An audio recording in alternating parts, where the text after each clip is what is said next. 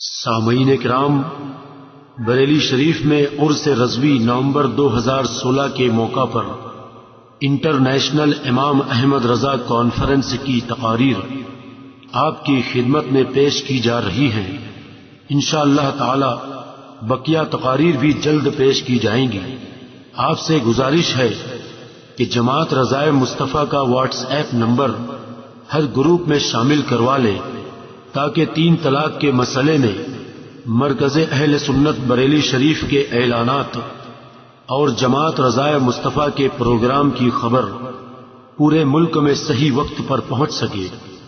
جماعت رضائے مصطفیٰ کا what's app number note کریں: +91 8484 846 بار بار اعلان کیا جا رہا ہے، آپ یہاں ثواب کمانے آئے ہیں، گناہ کمانے نہیں آئے ہیں۔ اس لیے میں آپ سے گزارش کرتا ہوں کہ اپنے ویڈیو کو آپ بند کر لیجئے، موبائل کا استعمال نہ کیجیے، اور جو رضاکاران حضرات ہیں ان سے میں گزارش کروں گا جس کو بھی آپ فوٹو کھینچتے ہوئے یا ویڈیو بناتے ہوئے دیکھیں فوراً اس کے ہاتھ سے موبائل ضبط کر لیں۔ اب میں حضرت علامہ مفتی شمشاد احمد صاحب قبلہ گھوسی ان سے میں عرض کروں گا کہ آپ تشریف لائیں۔ حضرت کا موضوع اسلام میں حقوق نسواں۔ حضرت سے گزارش ہے کہ اس موضوع پر گفتگو فرمائیں۔ نعرہ تکبیر، نعرہ رسالت سے حضرت کا استقبال کر لیا جائے۔ نعرہ تکبیر، نعرہ رسالت، مسلک اعلی حضرت مفتی شمشاد صاحب قبلہ مائک پر۔ اما بعد، فاعوذ باللہ من الشیطان الرجیم، بسم اللہ الرحمن الرحیم۔ ان الدین عند اللہ الاسلام، آمنت باللہ، صدق اللہ مولانا العظیم، وصدق رسولہ النبی الامین المکین الکریم، ونحن علی ذلک لمن الشاہدین والشاکرین، والحمد للہ رب العالمین۔ بارگاہ رسالت میں آپ صلی اللہ تعالی علیہ وسلم میں جھوم جھوم کر ایک مرتبہ درود شریف کا نذرانہ عقیدت پیش کریں اور پڑھیں: اللہم صلی علی سیدنا و شفیعنا و حبیبنا و مولانا محمد وبارک وسلم صلاۃ و سلاما علیک یا رسول اللہ صلی اللہ تعالی علیہ وسلم۔ حضرات، آج میری تقریر کا عنوان ہے اسلام میں حقوق نسواں۔ اس سلسلے میں آپ دنیا کے تمام مذاہب کا، دنیا کے تمام ادیان کا جائزہ لیں تو پتہ چلے گا کہ اسلام نے عورتوں کے حقوق کی جتنی ضمانت دی ہے، دنیا کے کسی بھی مذہب اور دھرم میں عورتوں کے حقوق کی حفاظت کا اتنا ذمہ نہیں لیا گیا ہے۔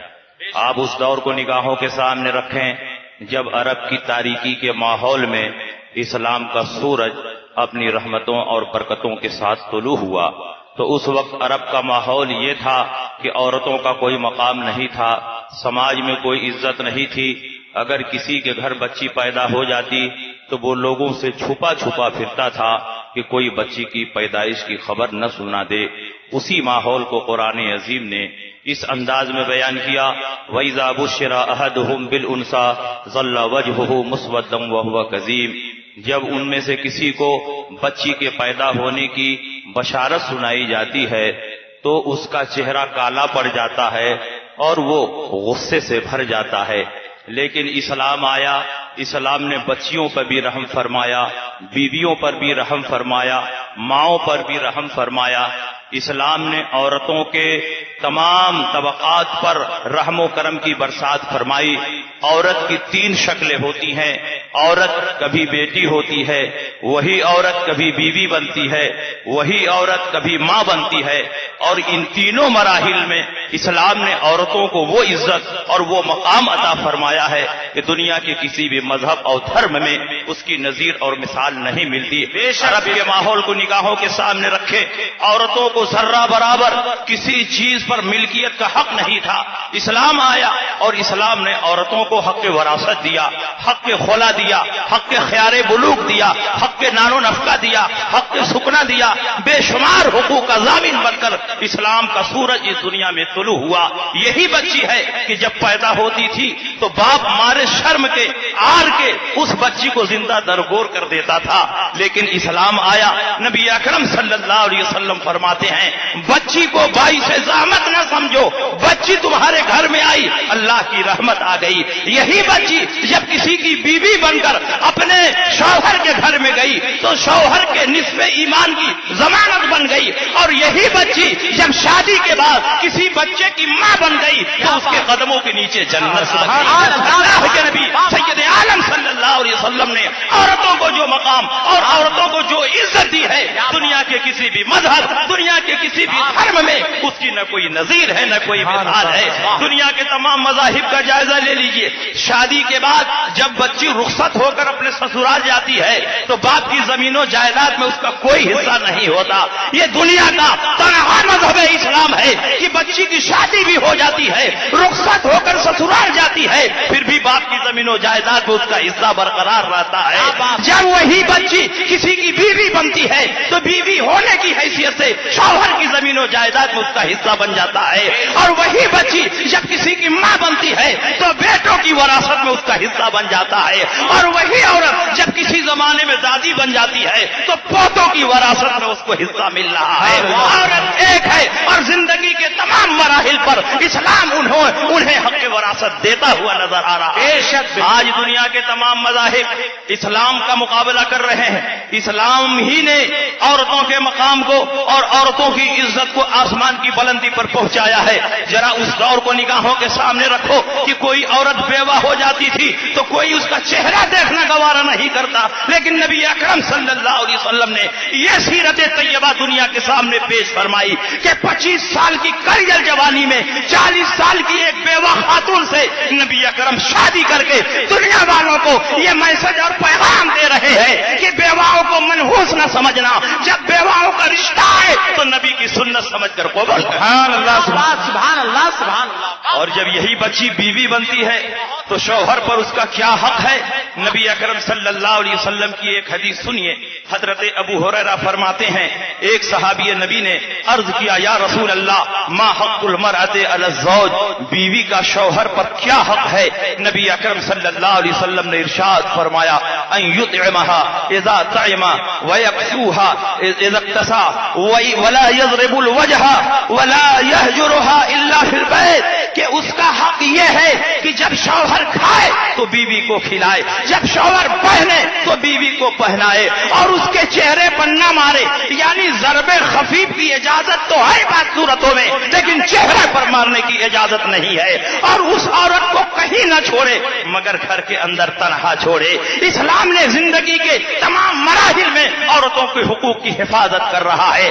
اور یہی عورت جب ماں بنتی ہے تو اسلام میں اس کا کیا مقام ہوتا ہے. ایک صحابی رسول نبی اکرم صلی اللہ علیہ وسلم کی خدمت میں حاضر ہوئے.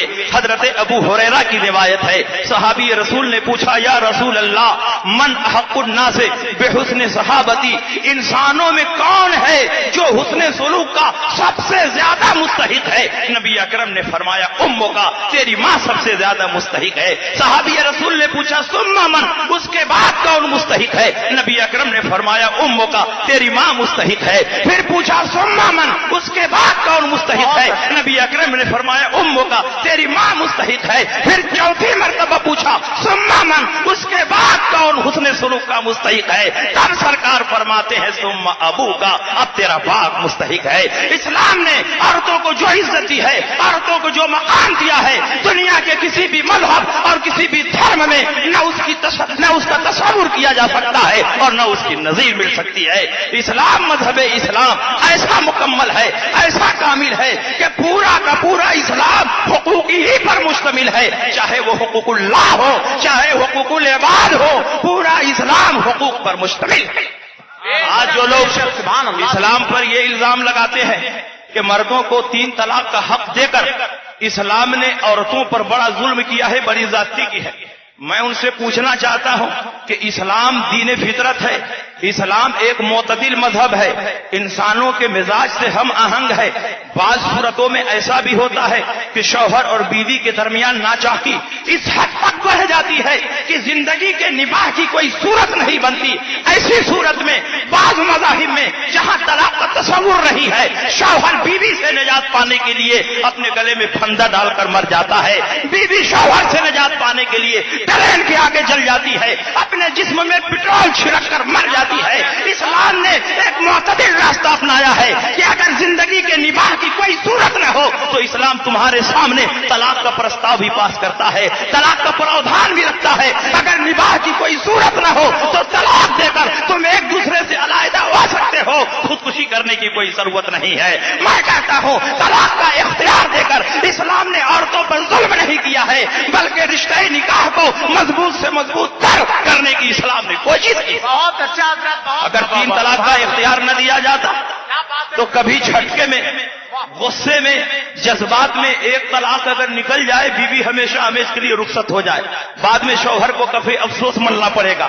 اسلام نے 3 مراحل رکھے ہیں کہ اگر کسی وجہ سے تم نے ایک طلاق دیا ہے تو عدت کے گزرنے تک ابھی من وجہین بیوی ہے، غور و فکر کا موقع ہے۔ اگر نباہ کی صورت نکل رہی ہے تو قول کے ذریعے رجوع کر لو، اور اگر عدت پوری ہو گئی ہے تو تم کو صرف نکاح کرنے کی ضرورت ہے، حلالے کی ضرورت نہیں۔ 2 طلاق تک یہی ہے، لیکن جب تم نے 2 مرتبہ طلاق دے کر کے فائنل کر دیا کہ اب اس کے ساتھ نباہ کی کوئی صورت نہیں ہے، تب تمہیں تیسری طلاق دینے کا اختیار ہے۔ اب اس کے بعد عورت اپنے راستے پر چلے اور شوہر اپنے راستے پر چلے۔ اسلام نے 3 طلاق کا اختیار دے کر رشتہ نکاح کو مضبوط کیا ہے، رشتہ نکاح کو کمزور نہیں کیا ہے۔ جو لوگ کہتے ہیں کہ 3 طلاق پر پابندی عائد ہونی چاہیے، 3 طلاق کا اختیار نہیں ہونا چاہیے، اگر کوئی شوہر اپنی بیوی کو 3 طلاق دیتا ہے تو 3 طلاق نہیں مانی جائے گی، 1 مانی جائے گی۔ اور اس سلسلے میں غیر مقلدین پیش نظر آ رہے ہیں جو مودی کو مس گائیڈ کر رہے ہیں، مودی کے ذریعے 3 طلاق پر پابندی لگانا چاہتے ہیں، کیونکہ انہوں نے دیکھا دلائل و براہین کی روشنی میں ان حنفیوں سے ہم مقابلہ نہیں کر سکتے، کیونکہ نبی کے زمانے میں 3 طلاق دی جاتی تھی، 3 مانی جاتی تھی، صحابہ کے زمانے میں 3 طلاق دی جاتی، 3 مانی جاتی، تابعین کے زمانے میں 3 طلاق دی جاتی، 3 مانی جاتی، تابعین کے زمانے میں 3 طلاق دی جاتی، 3 مانی جاتی۔ ائمہ مجتہدین کا اس پر اجماع اور اتفاق ہے، ان کے مقلدین کا اجماع ہے کہ اگر شوہر ایک ساتھ یا ایک مجلس میں یا ایک طلاق میں 3 طلاق دے دے تو تینوں طلاق پڑے گی، ایسا نہیں کہ 1 طلاق پڑے گی۔ لیکن یہ چاہتے ہیں کہ مودی کے ذریعے اس پر پابندی لگوا دی جائے۔ یہ مودی کی کیا حقیقت ہے کہ اسلام کے قانون کو بدل دے۔ 3 طلاق کا قانون قرآن سے ثابت ہے، 3 طلاق کا قانون حدیث سے ثابت ہے۔ ہم کہتے ہیں کہ ایک ساتھ 3 طلاق دینا ناجائز ہے، بدعت ہے، شوہر کو ایک ساتھ 3 طلاق نہیں دینا چاہیے۔ لیکن اگر کسی شوہر نے ایک ساتھ 3 طلاق دے ہی دی تو تینوں طلاق پڑے گی، ایسا نہیں ہے کہ صرف 1 طلاق پڑے گی۔ یہی قرآن کے منطق سے ثابت، یہی صحابہ سے ثابت، یہی تابعین سے ثابت۔ لیکن یہ غیر مقلدین جو حدیثیں پڑھ کے دنیا کو دھوکہ دے رہے ہیں، یہ مسلم کی ایک حدیث پیش کرتے ہیں کہ عبداللہ ابن عباس نے فرمایا نبی کے زمانے میں 3 طلاق دی جاتی، 1 مانی جاتی، اور صحابہ حضرت ابو بکر صدیق کے زمانے میں 3 طلاق دی جاتی، 1 مانی جاتی۔ عمر ابن خطاب کی خلافت کے ابتدائی 2 سالوں میں 3 طلاق دی جاتی، 1 مانی جاتی۔ پھر حضرت عمر نے تینوں کو نافذ کر دیا، ہم عمر کے راستے پر نہیں چلیں گے۔ ارے نادان، تو عمر کے راستے پر چل ہی نہیں سکتا، عمر کا راستہ رحمانی ہے۔ اللہ کے نبی ارشاد فرماتے ہیں، بخاری کی حدیث ہے، یا ابن الخطاب والذی نفسی بیدی ما لقیک الشیطان سالکا فجا قط الا سلک فجا غیر فجا۔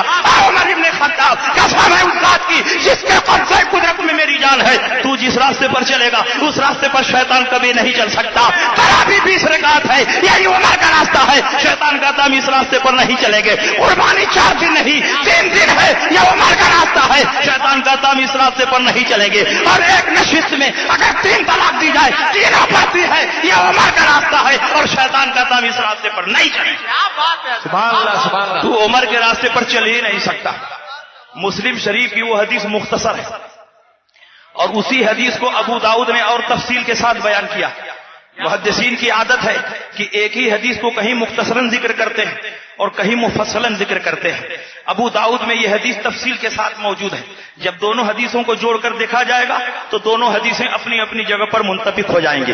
حضرت ایوب سختیانی ابو صحابہ سے روایت کرتے ہیں، ابو صحابہ نے فرمایا، عبداللہ ابن عباس نے فرمایا، اما علمت ان الرجل كان اذا طلق امراته ثلاثا قبل ان يدخل بها جعلوها واحدة على عهد رسول الله صلی اللہ علیہ وسلم وابی بکر وصدرا من عمارت عمر۔ کیا آپ کو نہیں معلوم کہ حضور کے زمانے میں، صدیق اکبر کے زمانے میں، عمر ابن خطاب کے ابتدائی دور میں جب شوہر اپنی غیر مقبولہ بیوی کو، جس کے ساتھ دخول نہیں ہوا ہے، ہم بستری نہیں ہوئی ہے، رخصتی نہیں ہوئی ہے، جب اس عورت کو 3 طلاق دیتا تھا اور الگ الگ کلموں سے 3 طلاق دیتا تھا، انت طالقن تجھے طلاق، انت طالقن تجھے طلاق، انت طالقن تجھے طلاق، جب غیر مقبولہ بیوی کو الگ الگ کلموں سے 3 طلاق دیا جائے گا تو وہ پہلی ہی طلاق سے بائنا ہو جائے گی، دوسری طلاق کا محل ہی نہیں بچا، تیسری طلاق کا محل ہی نہیں بچا، اس لیے دوسری طلاق رسالت مسلک اعلی حضرت حضور محدث کبیر،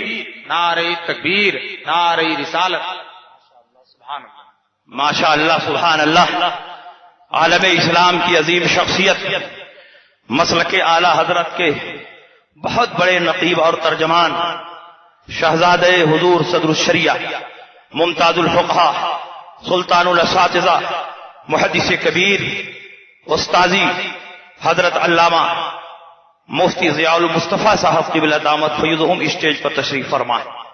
حضرت ہی نے حکم دیا تھا کہ اسلام میں حقوق نسواں کا کیا مقام ہے، اس پر بھی بولو اور 3 طلاق کی بھی وضاحت کر دو۔ حضرت کے حکم ہی پر میں نے 3 طلاق کو ایڈ کر دیا۔ اب حضرت چونکہ موجود ہیں اور جب تک حضور تاج الشریعہ تشریف فرما نہیں ہے، حضرت ہی اس اجلاس کے سرپرست ہیں، اور جب دونوں موضوع پر بول رہا ہوں تو دونوں موضوع کا وقت بھی مجھ کو ملنا چاہیے، اس لیے تھوڑا سا وقت بڑھا دیا جائے تاکہ اس موضوع کو بھی میں کمپلیٹ کر دوں، اور اس کے بعد جماعت رضائے مصطفیٰ نے اس موقع پر جو اہم کارنامہ انجام دیا ہے اس کو بھی میں آپ کے سامنے پیش کر دوں۔ تو میں بتا یہ رہا تھا کہ مسلم شریف کی وہ حدیث مختصر ہے اور ابو داؤد میں اسی حدیث کو تفصیل کے ساتھ بیان کیا گیا ہے، اور اس حدیث سے یہ واضح ہوتا ہے کہ حضور کے زمانے میں، صدیق اکبر کے زمانے میں، عمر ابن خطاب کے ابتدائی دور میں جب آدمی غیر مدخولہ بیوی کو 3 طلاق الگ الگ کلموں سے دیتا تھا تو چونکہ غیر مدخولہ کی طلاق میں گنتی نہیں ہے، چونکہ اس کی عدت نہیں، اس لیے اس کی طلاق میں گنتی نہیں ہے، وہ ایک ہی طلاق سے بائنا ہو جاتی ہے۔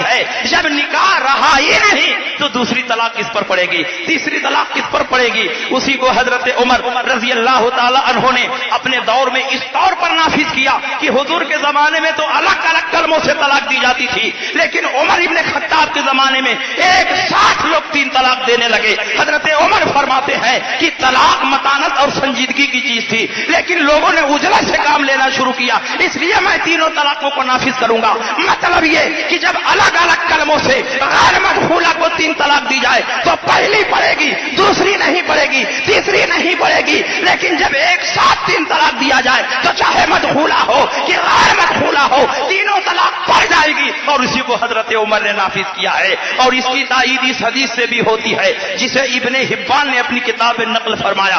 صحاح ستہ کی ایک حدیث ہے، محدث ابن حبان اپنی کتاب میں باب باندھتے ہیں، باب من طلق امرأتہ ثلاثا فی مجلس واحد، جو اپنی بیوی کو 3 طلاق دے دے ایک ہی مجلس میں، اس کا بیان، اور اس کے تحت فاطمہ بنت قیس کی حدیث نقل فرماتے ہیں۔ فاطمہ بنت قیس فرماتی ہے، طلقنی زوجی ثلاثا وهو خارج الى الیمن، میرے شوہر یمن کے لیے نکل رہے تھے اور انہوں نے مجھے 3 طلاقیں دی ہیں۔ جب یمن کے لیے نکل رہے تھے تو قرینہ یہ ہے کہ ایک ساتھ انہوں نے 3 طلاق دی ہوگی، سامان اٹھایا ہوگا، یمن کے لیے رخصت ہو گئے ہوگے۔ جب حضرت فاطمہ بنت قیس نبی کی خدمت میں پہنچتی ہے، عرض کرتی ہے میرے شوہر نے مجھے 3 طلاقیں دی ہیں، فاجاز ذلك رسول اللہ صلی اللہ علیہ وسلم، رسول پاک نے 3 طلاقوں کو نافذ فرما دیا۔ یہ دلیل ہے اس بات کی کہ اگر ایک ساتھ طلاق دی جائے تو تینوں پڑتی ہے، یہ نہیں کہ صرف ایک پڑتی۔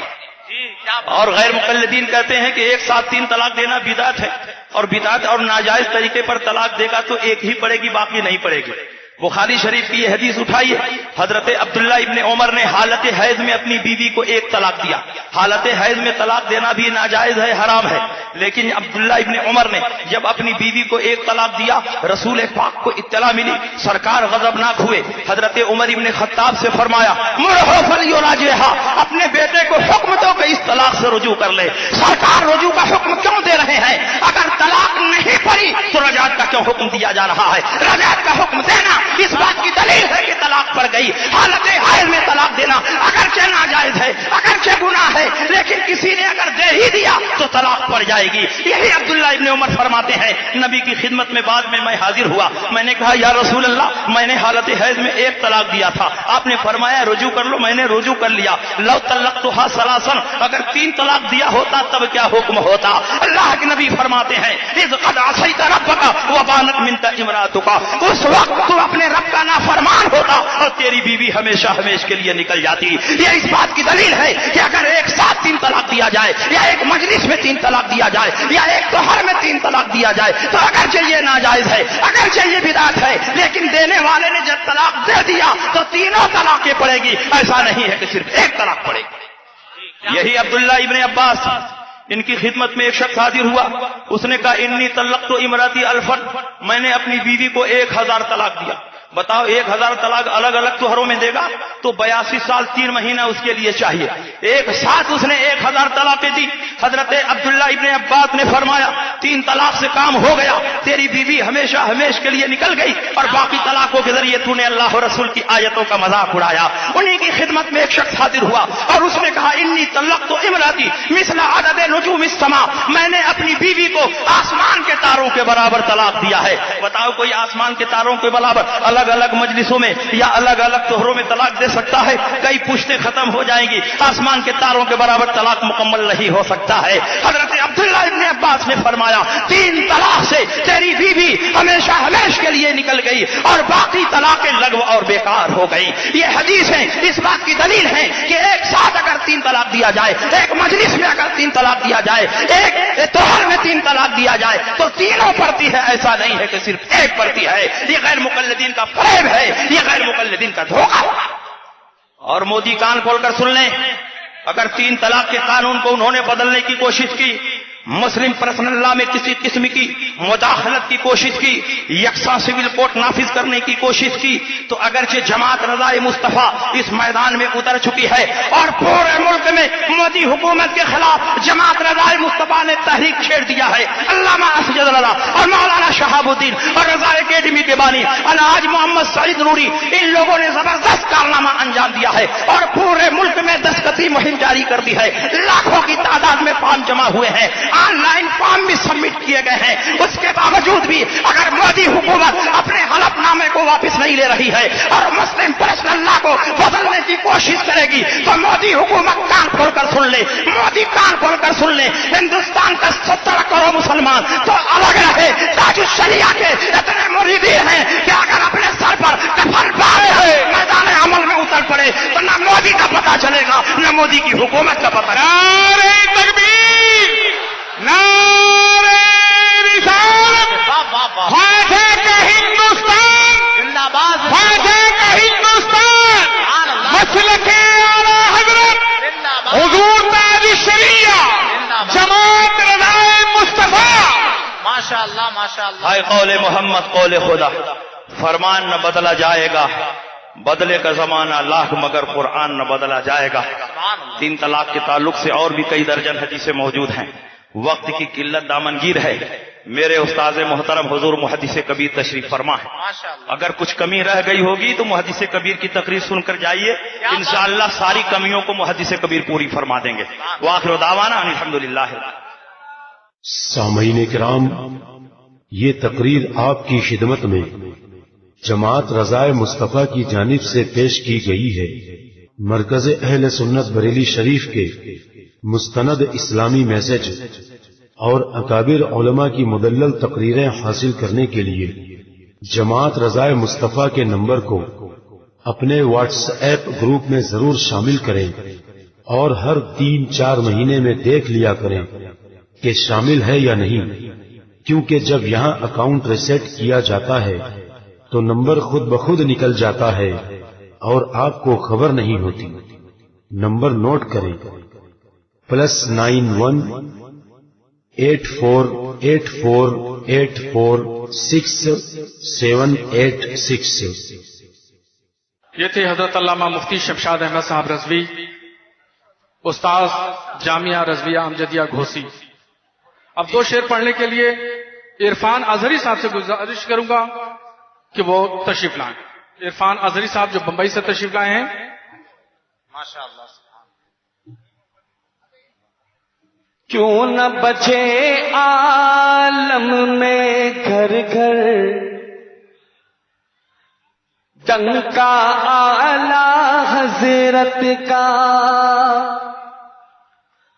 کیوں نہ بجے عالم میں گھر گھر ڈنکا اعلی حضرت کا، کیوں نہ بجے عالم میں گھر گھر ڈنکا اعلی حضرت کا، ارے کام ہی ہے کچھ ایسا یارو، کام ہی ہے کچھ ایسا یارو، اعلی اعلی حضرت کا، کام ہی ہے کچھ ایسا یارو، اعلی اعلی حضرت کا۔ اور سب آپ لوگوں نے حضور تاج الشریعہ کی زیارت کی ہے، میرے سرکار تاج الشریعہ کا چہرہ آپ لوگ نے دیکھا ہے، اور اس شعر کو سماعت فرمایا، مچل کے کہیے یا رسول اللہ، یا رسول اللہ۔ کہ شمس کہوں کہ چاند کہوں یا تارا اعلی حضرت کا، جی شمس کہوں کہ چاند کہوں یا تارا اعلی حضرت کا، ارے تاج شریعت کا چہرہ ہے، تاج شریعت کا چہرہ ہے، جلوہ اعلی حضرت کا، تاج شریعت کا چہرہ ہے، جلوہ اعلی حضرت کا۔ آخری شعر سرکار حضور تاج الشریعہ کے دو نبیر ہیں، حسام احمد رضا، حمام احمد رضا، اور اس میں سرکار شہزادہ تاج الشریعہ کے حضرت میاں کا بھی ذکر ہے، مچل کے کہیے یا رسول اللہ، کہ شکل حسام احمد ہے کہ شکل حمام احمد میں، شکل حسام احمد ہے کہ شکل حسام احمد میں، ارے پایا میاں از جد نے دوہرا، پایا میاں از جد نے دوہرا، صدقہ اعلی حضرت کا، پایا میاں از جد نے دوہرا، صدقہ اعلی حضرت کا۔ سلام۔ محترم حضرات، علماء کرام، مشائخ اعظام کی تشریف آوری ہو چکی ہے، اور کچھ ہی دیر میں تاج الشریعہ جانشین حضور مفتی اعظم اور شہزادہ تاج الشریعہ تشریف لانے والے ہیں، اور اب میں مختصر سے وقت کے لیے ایک بین الاقوامی خطیب، ورلڈ اسلامک مشن انگلینڈ کے جنرل سیکرٹری حضرت علامہ مولانا فاروق القادری صاحب کو دعوت سخن دے رہا ہوں کہ وہ تشریف لائیں، ان کا استقبال نعرہ تکبیر سے کریں۔ نعرہ تکبیر، اللہ اکبر، نعرہ رسالت، یا رسول اللہ، مسلک اعلی حضرت فیضان حضور مفتی اعظم ہند زندہ باد، تاج الشریعہ، زندہ باد، شہزادہ تاج الشریعہ، زندہ باد، جامعۃ الرضا، زندہ باد، نعرہ تکبیر، نعرہ رسالت۔ یا رسول اللہ صلی اللہ علیہ وسلم۔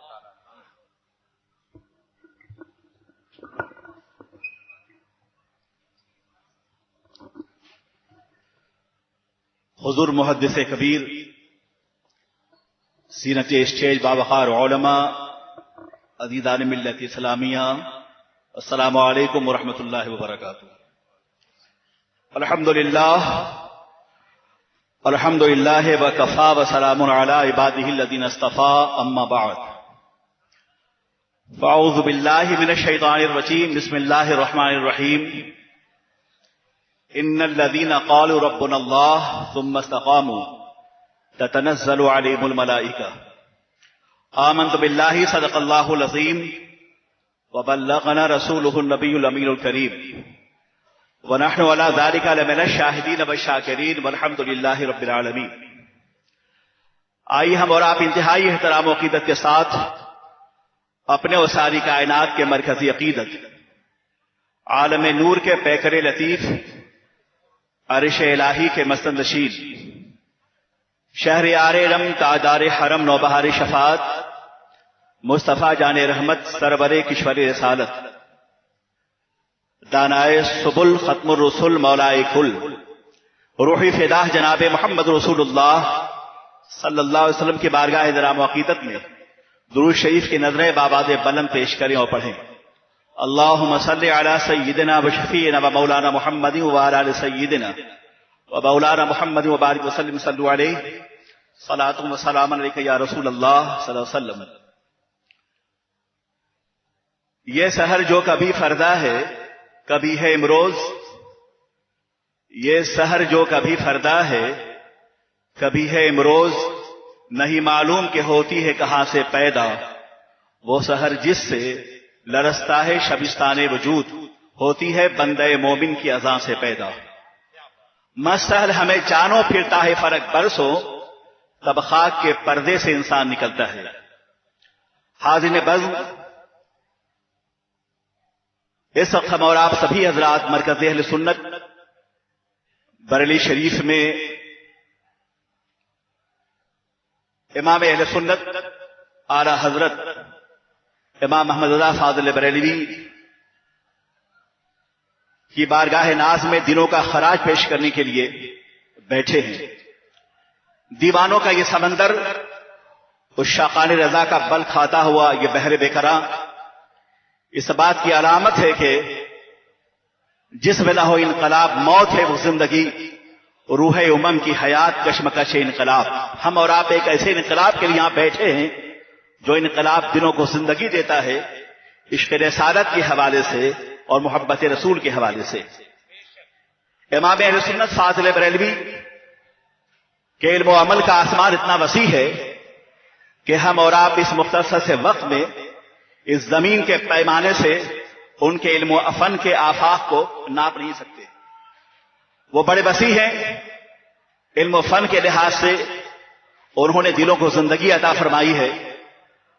दुनिया में बेशुमार ऐसे जीनियस अफराद गुजरे हैं, मगर आला हज़रत फाज़िल बरेलवी रहमतुल्लाह तआला अलैह के फिक्र व फन की इसाबत, इल्म व फन का तबहुर, फज़्ल व कमाल की इफरादियत, ज़ुहद व तक़वा की पासदारी, मजद व शर्फ की बरतरी और दिन व सुन्नत के हवाले से उनके दिलों का अखलास अरब व अजम ने तस्लीम किया है।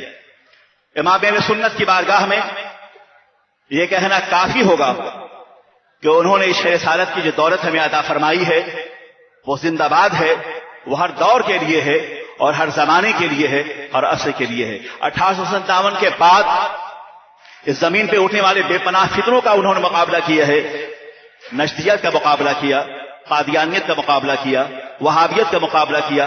वो फितने जो साइंस के जरिए से आए, फलसफा के जरिए से आए, रियाजी के रास्तों के जरिए से आए, अमरीकी साइंसदानों के जरिए से आए, ब्रिटिश कॉलोनियों के जरिए से आए, इमाम अहले सुन्नत फाज़िल बरेलवी ने हजारहा फितरों के मद्दे मुकाबिल 1000 किताबें लिखी हैं और वो किताबें हर दौर के लिए हैं और हर जमाने के लिए है, हर असर के लिए है।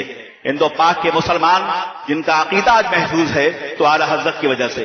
बांग्लादेश, हिंदुस्तान और पाकिस्तान के मुसलमान तकरीबन 75 करोड़ से कहीं ज्यादा हैं इस वक्त। अगर इनका इश्क़ रिसालत महफूज है तो आला हज़रत की वजह से, इनका अकीदा महफूज है तो आला हज़रत की वजह से, फ़िक़्ह हनफी महफूज है तो आला हज़रत की वजह से, आहे सहरगाही महफूज है तो आला हज़रत की वजह से, आहे नीम शबी महफूज है तो आला हज़रत की वजह से, 10 गाहों का तक़द्दुस महफूज है तो आला हज़रत की वजह से, जिंदा दिली महफूज है तो आला हज़रत की वजह से, हमारा अकीदा महफूज है तो आला हज़रत की वजह से।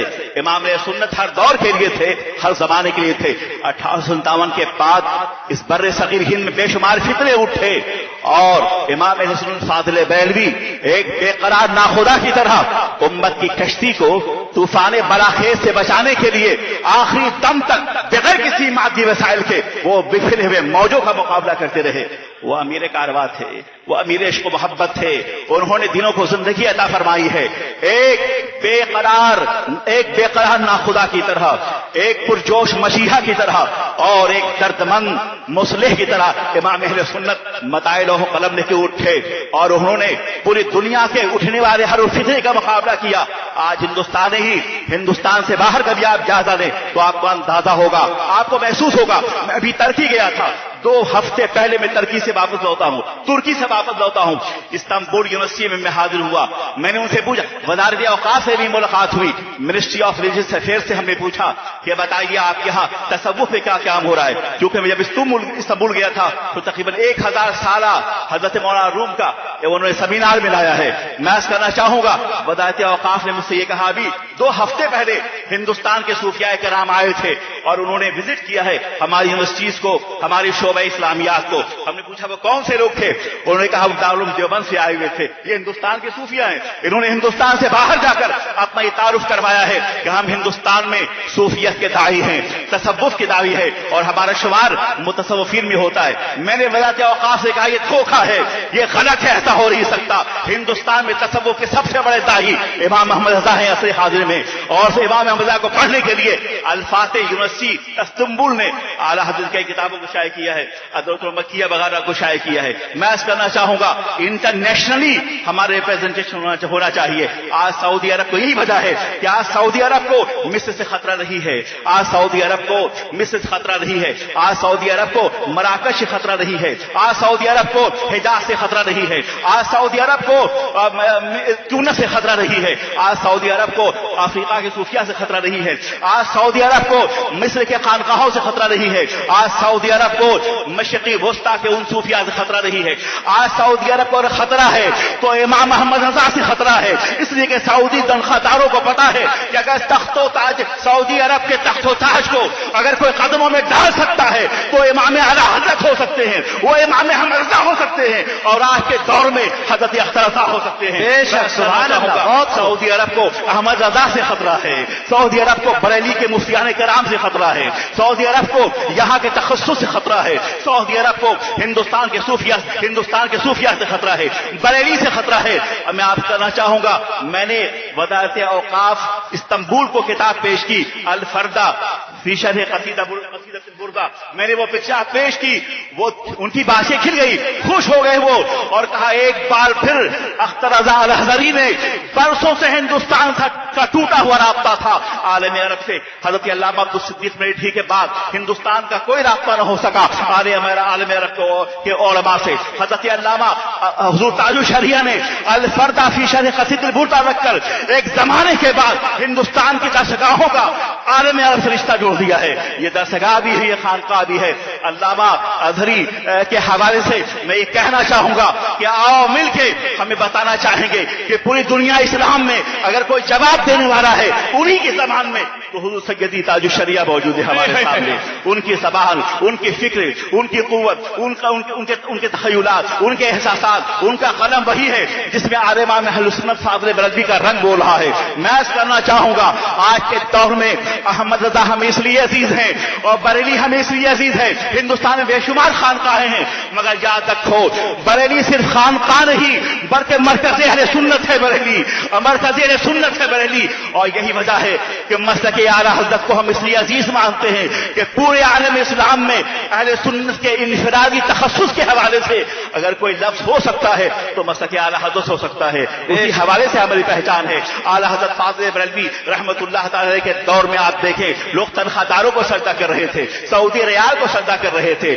اور نجد کے وادیوں سے اٹھنے والے ہر فتنے کا مقابلہ امام محمد رضا نے فرمایا, اور یہ کہا کہ وہ کمال حسن حضور ہے کہ گمان نقص جہاں رہی, یہی پھول خار سے دور ہے, یہی شمع ہے کہ دھواں نہیں, تیرے آگے یوں ہیں دبے لچے فصحا عرب کے بڑے بڑے, کوئی جانے منہ میں سما نہیں, نہیں پل کے جسم جا نہیں, تیرا قد تم نادر دہر ہے, کوئی مثل ہو تو مثال دے, نہیں گل کے پاؤبین ڈالیاں کہ چمن میں سر وہ چبا رہی. اعلیٰ حضرت کی شاعری کے حوالے سے اتنا کہنا کافی ہوگا. مجھے کبھی کبھی ایسا محسوس ہوتا ہے کہ فکر رضا کے قالب میں, شیر رضا کے قالب میں حضرت امیر خسرو کی روح اتر آئی ہے. یہی کیفیت ہے. نبی دہنم کے منزل بود شب جاہے کے من بودم, بہر سورخ سے بسمل بود شب جاہے کے من بودم, پری پہ کر نگارے سر وہ قد لارا رخ رخسارے بحث وافت دل پور شب جائے کہ منبودم. یہاں خسرو تو یہ کہہ رہے ہیں کہ پری پیکر نگارے سر وہ قد لالا رخسارے. احمد رضا ہی کہہ رہے ہیں کہ تیرا قد تو نادر تہرے ہے, کوئی مثل ہو تو مثال دوں کہ تیرا قد تو نادر تہرے ہے. وہاں خسرو کی فکر تو یہ بول رہی ہے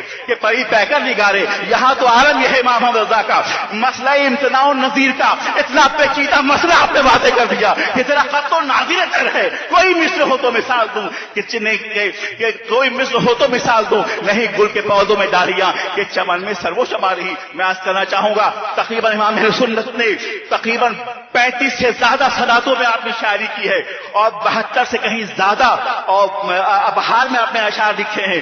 آپ لے لیجئے صنعت وافر سالم کو, آپ لے لیجئے صنعت تشبیہ کو, آپ لے لیجئے صنعت مکرر کو, آپ لے لیجئے صنعت مستضاف کو, آپ لے لیجئے. یہ تمام وہ صنعتیں ہیں جو اقبال کے ہاں بھی نہیں ہے, جو میر کے ہاں بھی نہیں ہے, جو سودا کے ہاں بھی نہیں ہے, جو غالب کے ہاں بھی نہیں ہے, جو داغ کے ہاں بھی نہیں ہے, جو فیض کے ہاں بھی نہیں ہے, وہ امام احمد رضا کے ہاں ہے.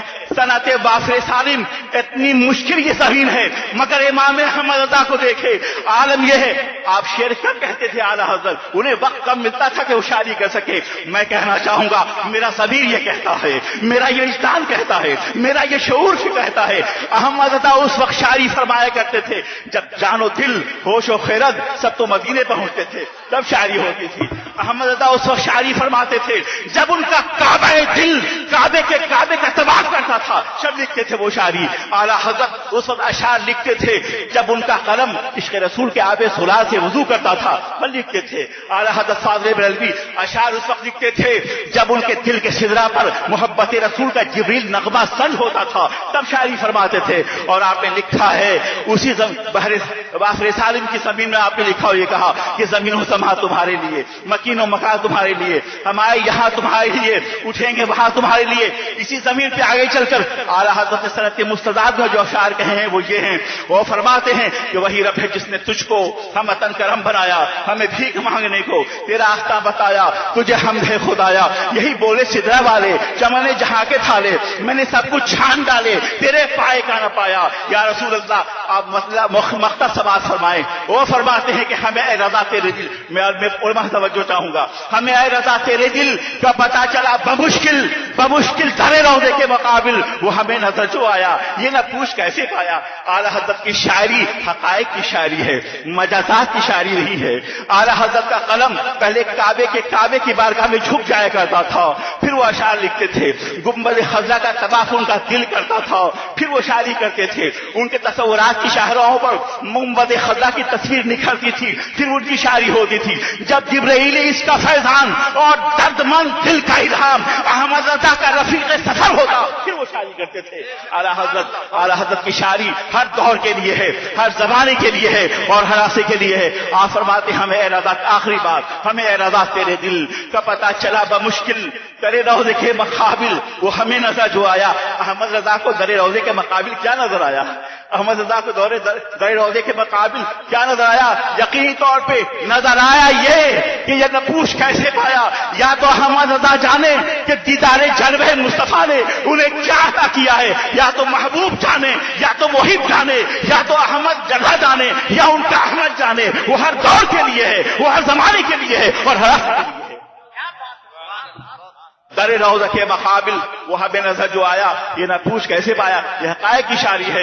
امام احمد فاضل بریلوی ہر دور کے لیے ہیں اور ہر زمانے کے لیے ہیں اور عصر کے لیے ہیں. ان کی 65 سالہ زندگی کا آپ مطالعہ کریں تو آپ کو معلوم ہوگا. افسوس ہم میں احمد رضا ہیں مگر ہمارا انٹرنیشنلی اور عالمی طور پر کوئی پریزنٹیشن نہیں ہے. آخری بات, کوئی ترجمانی نہیں ہے. میں مصر بھی گیا حال میں, مراکش بھی گیا, تیونس بھی گیا, لیبیا بھی گیا, عراق بھی گیا, مگر آج کے زمانے میں ان تمام فطروں کا مقابلہ احمد رضا کی شکل عطا فرما رہی ہے. اس لیے ہم اس میدان میں آگے بڑھنا ہوگا اور کام کرنا ہوگا. اعلیٰ حضرت فاضل بریلوی کی 65 سالہ زندگی کا مطالعہ کریں تو انہوں نے ہر 5 گھنٹے میں ایک ایسی کتاب ہمیں عطا فرمائی ہے جو آج کے دور میں امریکہ, یورپ اور برطانیہ میں تقریباً 1000 کے قریب سائنسداں جو بیٹھ کر مہینوں بھر محنت کرتے ہیں کمپیوٹر کے ساتھ, اعلیٰ حضرت نے 6 گھنٹے کی دقت رازیوں کے بعد وہ کتاب عطا فرمائی ہے. وہ آیت میں آیت اللہ تھے اور معجزات رسول تھے. رسول اللہ کا معجزہ ہر دور کے لیے ہے اور ہر زمانے کے لیے ہے اور ہر عصر کے لیے ہے. خدا کی رحمتیں ہوں اے امیر کاروان تجھ پر، فنا کے بعد بھی باقی ہے شانے. رہبری تیری مسل ہمیں جانو، پھرتا ہے فلک برسوں، تب خاک کے ذرے سے انسان نکلتا ہے. السلام علیکم ورحمۃ اللہ وبرکاتہ. ماشاء اللہ، سبحان اللہ. ہمارے مولانا شہاب الدین صاحب قبلہ ان کا عنوان بتانا بھول گئے تھے. حضرت کا عنوان تھا کلام رضا اور عشق مصطفیٰ.